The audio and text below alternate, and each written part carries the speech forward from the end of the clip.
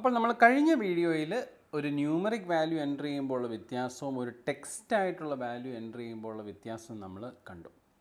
ഇനി നമ്മൾ ബേസിക് ആയിട്ടുള്ള ഫോർമുലാസ് മാത്തമാറ്റിക്കൽ കാൽക്കുലേഷനൊക്കെ ചെയ്യുന്നതിലേക്ക് ഒന്ന് കടക്കാൻ പോകാം. വളരെ ബേസിക് ആയിട്ടുള്ള എൻട്രിയാണിത്.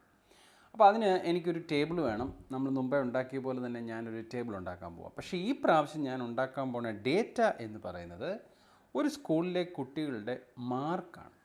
അപ്പോൾ എനിക്ക് ആദ്യത്തെ കോളം വേണ്ടത് കുട്ടികളുടെ പേര് വേണം.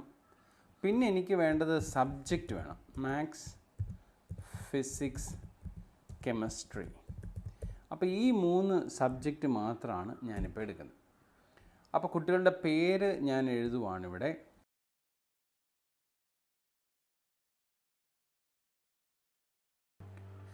ഓക്കെ, ഇനി ഞാൻ ഇവരുടെ മാർക്ക് എഴുതുവാണ്. ഓരോരുത്തരുടെയും മാർക്ക് ഞാൻ എഴുതുവാണ്. Out of 100ൽ 76, 78, 65, 45.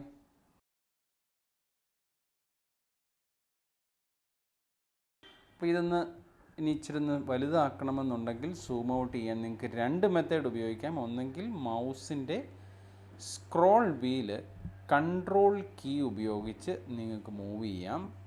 അപ്പോൾ അതാണ് ഒരു മെത്തേഡ്. അപ്പോൾ ഇത് സൂം ലെവൽ കൂടി വരും. മൗസിൻ്റെ വീലും കൺട്രോൾ കീയുടെ ഹോൾഡ് ചെയ്ത് പ്രസ് ചെയ്താൽ. ഇനി അതല്ല എന്നുണ്ടെങ്കിൽ ഇതാ ഇവിടെ നിങ്ങൾക്ക് സൂം കൺട്രോൾ ചെയ്യാനുള്ളൊരു ഹാൻഡിലർ ഇവിടെയുണ്ട്. അപ്പോൾ ഈ കൺട്രോൾ ഉപയോഗിച്ച് നിങ്ങൾക്കൊരു വർക്ക്ഷീറ്റിൻ്റെ സൂം ലെവൽ അഡ്ജസ്റ്റ് ചെയ്യാം. അപ്പോൾ ഇതാണ് നമ്മളിപ്പം വെക്കാൻ പോകുന്ന ഡിസൈഡ് സൂം ലെവൽ. അപ്പോൾ നിങ്ങൾ കണ്ടതുപോലെ ഇപ്പോൾ ഇവിടെ നെയിമുണ്ട്, ഇവിടെ സബ്ജക്റ്റ് ഉണ്ട്. അപ്പോൾ നമുക്ക് ഈ നെയിമിന് ബോൾഡ് കൊടുക്കാം. അപ്പോൾ ഞാൻ ബോൾഡ് ചെയ്യുന്നു. അതുപോലെ ഇത് മൊത്തം ഞാൻ സെലക്ട് ചെയ്തിട്ട് ഇതിനെയും ഞാൻ ബോൾഡ് ചെയ്യുകയാണ്. നമ്മൾ കണ്ടതുപോലെ ഇതിനെ ഞാനൊന്ന് അലൈൻ ചെയ്യുവാണ്. സെൻട്രൽ അലൈൻമെൻറ്റ് ഞാൻ കൊടുക്കാൻ പോവാണ്. ഓക്കെ, ഇനി ഈ സ്റ്റുഡൻറ്റിൻ്റെ പേര് നിങ്ങൾ ശ്രദ്ധിച്ചു കാണും. ലെഫ്റ്റ് അലൈൻഡ് ആണ്. ന്യൂമറിക് വാല്യൂ ആയതുകൊണ്ട് ഇത് വാല്യൂസ് ന്യൂമറിക്സ് എല്ലാം റൈറ്റ് അലൈൻഡ് ആണ്. അത് നമുക്ക് മനസ്സിലായി. ഈ കെമിസ്ട്രി എന്നുള്ള CHEMA ഉള്ളൂ. അപ്പോൾ അത് നമുക്ക് കംപ്ലീറ്റ് ചെയ്യണമെങ്കിൽ ഒന്നെങ്കിൽ ഈ സെല്ല് ഡബിൾ ക്ലിക്ക് ചെയ്ത് കഴിഞ്ഞാൽ എനിക്ക് അതിൻ്റെ അകത്ത് എൻ്റർ ചെയ്യാം. ഇപ്പോൾ ഇവിടെ ഒരു കേഴ്സർ ബ്ലിങ്ക് ചെയ്യുന്നുണ്ട്. എനിക്ക് കെമിസ്ട്രി എന്ന് എൻ്റർ ചെയ്യാം. ഇനി അതല്ലെന്നുണ്ടെങ്കിൽ നമ്മൾ കണ്ടു ഈ ഫോർമുല ബാറിൽ വന്ന് ക്ലിക്ക് ചെയ്ത് കഴിഞ്ഞാൽ ഇവിടെയും എനിക്ക് എൻ്റർ ചെയ്യാം. അപ്പം STRY. Okay, chemistry. ഇനി എനിക്ക് വേണ്ട മറ്റൊരു സംഗതി, എനിക്ക് കാൽക്കുലേഷൻ, നമ്മളിപ്പോൾ കണ്ടതുപോലെ അഡീഷനാണ് നമ്മൾ നടത്താൻ പോകുന്നത്. അപ്പോൾ ഒരു കാൽക്കുലേഷൻ നടത്തണമെങ്കിൽ ഇവിടെ എനിക്ക് ഇതിൻ്റെ ടോട്ടൽ വേണം. അപ്പം ഞാൻ ഇവിടെ ഒരു ടോട്ടൽ വാല്യൂ കണ്ടുപിടിക്കണം. എനിക്ക് ഇവിടെയും ഒരു ടോട്ടൽ വാല്യൂ വേണം. ഓക്കെ, ഇവിടുത്തെ ടോട്ടൽ വാല്യൂ എന്ന് പറയുന്നത് മാത്സിൻ്റെ ടോട്ടൽ വാല്യൂ ആയിരിക്കും ഇവിടെ വരുന്നത്. ഫിസിക്സിൻ്റെ എല്ലാം ടോട്ടൽ വാല്യൂ ഇവിടെ വരും. കെമിസ്ട്രീൻ്റെ എല്ലാം ടോട്ടൽ വാല്യൂ ഇവിടെ വരും. ഈ ഒരു ടോട്ടലിൽ ശരിക്കും പറഞ്ഞാൽ വലിയ ആവശ്യമില്ല. പക്ഷേ ഈ ടോട്ടൽ ഓരോ സ്റ്റുഡൻറ്റിൻ്റെയും ടോട്ടലായിരിക്കണം. ബീന എന്ന് പറയുന്ന സ്റ്റുഡൻറ്റിൻ്റെ മാത്സ്, ഫിസിക്സ്, കെമിസ്ട്രി എന്നതിൻ്റെ ടോട്ടലായിരിക്കണം ഇവിടെ വരേണ്ടത്. അനൂപിനും അതുപോലെ തന്നെ ടോട്ടലാണ് ഇവിടെ വരേണ്ടത്. അപ്പോൾ നമ്മൾ ഈ ബേസിക് ആയിട്ടുള്ള കാൽക്കുലേഷനിലേക്ക് പോകുന്നതിന് മുമ്പ് നമ്മൾ പഠിച്ച ഒരു സംഗതിയാണ് സെൽ റെഫറൻസ്. സെല്ലുകളെ നമ്മൾ റെഫറൻസ് ചെയ്യാൻ നിങ്ങളൊന്ന് അറിഞ്ഞിരിക്കണം. നിങ്ങളത് പറഞ്ഞതാണ്. എങ്കിൽ കൂടി ഒരിക്കൽ കൂടി പറയാം. നമ്മുടെ ഈ എക്സലിലെ ഓരോ സെല്ലുകളെയും നമ്മൾ അഡ്രസ്സ് ചെയ്യുന്ന ഒരു പേര് വെച്ചിട്ടാണ്. ആ പേര് എവിടെ കിട്ടും? ദാ ഇവിടെ കിട്ടും. F10 എന്നും പറഞ്ഞുകൊണ്ട് കാണുന്ന സെല്ലാണ് ഇപ്പോൾ സെലക്ട് ആയിട്ടിരിക്കുന്നത്. എനിക്ക് ഈ സെല്ലാണ് റെഫറൻസ് ചെയ്യേണ്ടതെങ്കിൽ ഇതാ ഇവിടെ C6 എന്നുണ്ട്. ഇനി 3 സെല്ലുകൾ ഒരുമിച്ചും എനിക്ക് മൗസ് ഉപയോഗിച്ച് ഹോൾഡ് ചെയ്തതുപോലെ സെലക്ട് ചെയ്യാൻ പറ്റും. അല്ലെങ്കിൽ കീബോർഡിലാണെങ്കിൽ ഷിഫ്റ്റ് കീ ഉപയോഗിച്ച് ഞാൻ ലെഫ്റ്റ് ആരോ പ്രസ് ചെയ്യുകയാണെങ്കിൽ, ഷിഫ്റ്റ് കീ ഹോൾഡ് ചെയ്തിട്ടുണ്ട്, അങ്ങനെ ഹോൾഡ് ചെയ്തുകൊണ്ട് ഞാൻ ലെഫ്റ്റ് ആരോ പ്രസ് ചെയ്തപ്പോൾ ഈ 3 സെല്ലും സെലക്റ്റായി. ഓക്കെ, ഇപ്പം ഞാൻ മൗസ് ഉപയോഗിച്ച് തന്നെ ഇങ്ങനെ 3 സെലക്ട് ചെയ്യുന്നു. ഇപ്പം നിങ്ങൾ നോക്കിയാലും ഇവിടെ റെഫറൻസിൽ B6 ആണ് കാണുന്നത്. അപ്പോൾ B ഇതാണ്, 6 ഇതാണ്. അപ്പോൾ B6 സെലക്റ്റഡ് ആണ്. അതാണ് ആക്റ്റീവ് സെല്ല്. 3 നമ്മൾ സെലക്ട് ചെയ്തിട്ടുണ്ടെങ്കിലും ഇപ്പോൾ ആക്റ്റീവായിട്ടിരിക്കുന്ന സെല്ലിൻ്റെ പേരാണ് ഇവിടെ കാണിക്കുന്നത്. അപ്പോൾ ഈ സെൽ റെഫറൻസ് നിങ്ങൾക്ക് മനസ്സിലായെന്ന് വിശ്വസിക്കുന്നു. കാരണം സെൽ റെഫറൻസ് വളരെ ഇമ്പോർട്ടൻ്റ് ആണ് ഇനി നമ്മൾ മുമ്പോട്ട് പോകുമ്പോൾ. ഓക്കെ, അപ്പോൾ ഇനി ഞാനിപ്പോൾ ഇവിടെ ഒരു ടോട്ടൽ കണ്ടുപിടിക്കാൻ പോവാം. അപ്പോൾ ഈ ടോട്ടൽ എന്ന് പറയുന്ന സെല്ല് റെഫറൻസ് ചെയ്തേക്കുന്ന ഏതാണ്? ഇവിടെ നോക്കാം, E4ലാണ്. അപ്പോൾ E4 എന്ന് പറയുന്ന സെല്ലിനകത്താണ് നമുക്ക് സമ്മിൻ്റെ വാല്യൂ വേണ്ടത്. അപ്പോൾ നമുക്ക് ഏതൊക്കെ രീതിയിൽ നമുക്ക് സമ്മ് കണ്ടുപിടിക്കാമെന്ന് നോക്കാം. നമുക്ക് ഒരു ഫോർമുല എൻട്രി ചെയ്യണമെന്നുണ്ടെങ്കിൽ, ഈ സെല്ലിൽ ഒരു ഫോർമുല എൻട്രി ചെയ്യണമെന്നുണ്ടെങ്കിൽ ആദ്യം ചെയ്യേണ്ട സംഗതി ഫോർമുലയെ നമ്മൾ ഡിനോട്ട് ചെയ്യാൻ വേണ്ടി, ഏത് ഫോർമുല ആയിക്കോട്ടെ, എക്സലിൽ നിങ്ങൾക്ക് ഫോർമുലയെ കോൾ ചെയ്യണമെന്നുണ്ടെങ്കിൽ ആദ്യം നിങ്ങൾ കൊടുക്കേണ്ട കീ എന്ന് പറയുന്നത് ഈക്വൽ സിമ്പലാണ്. അപ്പോൾ ഈക്വൽ സൈനോടെ തുടങ്ങിയാൽ അതിൻ്റെ അർത്ഥം അത് ഫോർമുലയെ കോൾ ചെയ്യാൻ പോവാണെന്നാണ്. ഇതൊരു യൂണിവേഴ്സൽ റൂളായിട്ട് നിങ്ങൾ ഓർത്തിരുന്നു. അപ്പോൾ എപ്പം നിങ്ങൾക്ക് ഫോർമുല കോൾ ചെയ്യേണ്ടി വരുമോ അപ്പോഴെല്ലാം നിങ്ങൾ സ്റ്റാർട്ട് ചെയ്യേണ്ടത് ഈക്വൽ സിമ്പിളാണ്. അപ്പോൾ ഈക്വൽ ടു കൊടുത്തു. ഇനി എനിക്ക് വേണ്ടത് എന്താണ്? ഞാനിവിടെ പറയുകയാണ് 76. അപ്പോൾ എനിക്കിവിടെ വേണമെങ്കിൽ ഇവിടെ 76 എന്ന് എഴുതാം, പ്ലസ്, അപ്പോൾ ഈ പ്ലസ് സിമ്പിൾ നമ്മൾ കൊടുക്കുന്നു. അടുത്തത് ഏതാണ്? അടുത്തത് 89. അപ്പം 89 പ്ലസ് പിന്നെ ഏതാണ്? 56. എന്നിട്ട് ഞാൻ എൻ്റർ അടിച്ചാൽ ദാ ടോട്ടൽ വാല്യൂ കിട്ടി 221 ആണ്. അപ്പോൾ ഇതൊരു നല്ല മെത്തേഡാണെന്ന് നിങ്ങൾക്ക് തോന്നുന്നുണ്ടോ?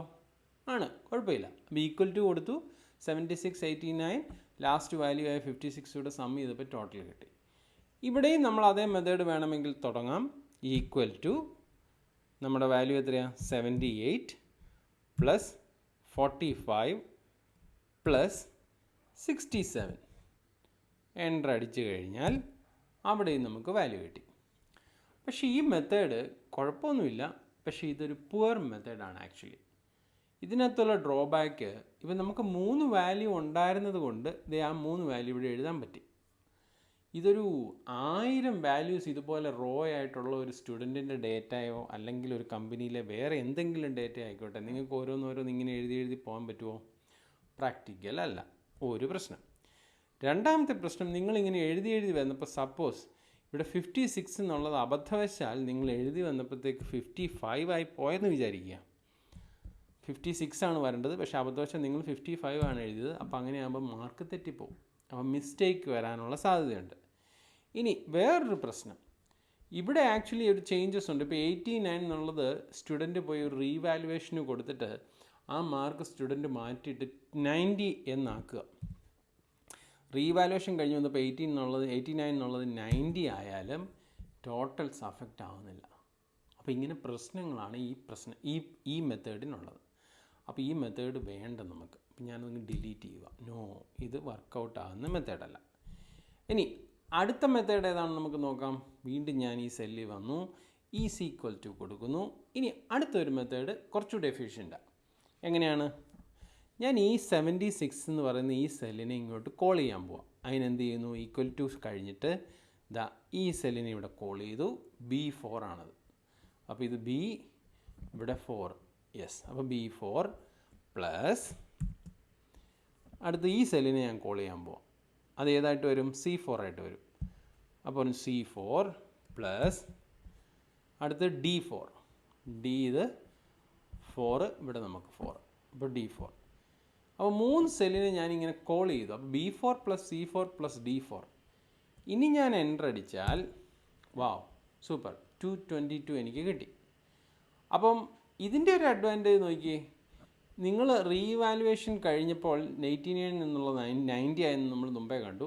ഇപ്പോൾ ഇവിടെ റീവാലുവേഷൻ കെമിസ്ട്രിക്ക് കഴിഞ്ഞപ്പോൾ 56 എന്നുള്ളത് 60 ആയെങ്കിൽ നിങ്ങൾ ഈ 222 ഇപ്പോൾ ചേഞ്ച് ആവുന്ന കണ്ടോ? ഞാൻ എൻ്റർ അടിക്കാൻ പോവാം.